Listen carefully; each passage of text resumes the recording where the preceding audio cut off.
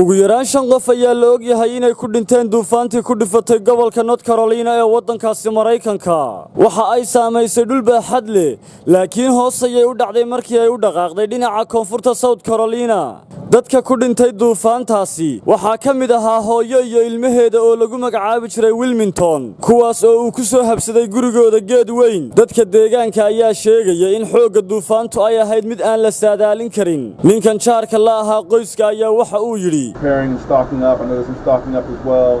waxbaan soo iibsanayay waan soo adeeganayay sidoo kale laakiin qofku waa inuu u diyaar garoobaa sidan oo kale waa xaaladii ugu xumayd cidna isuma diyaarin karto arrintan ma jirto qof sidaas samayn kara nin kale ayaa sidoo kale la sheegay inuu ku dhintay degmada Linear markii uu isku rakibayay mishiinka korontada dhaliya saraakiisha ayaa sheegay in dhibaatooyinka duufaanku ay sii kordhayaan Roy Cover oo ah barasaabka gobolka North Carolina ayaa waxa uu yiri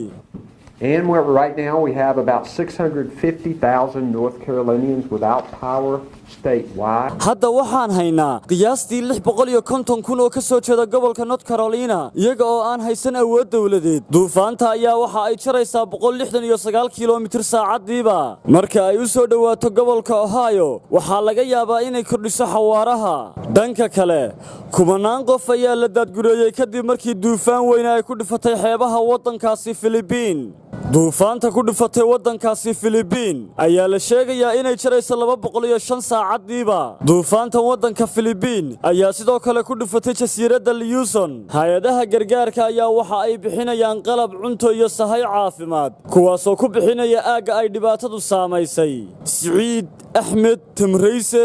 wararka telefishinka caalamiga ah Star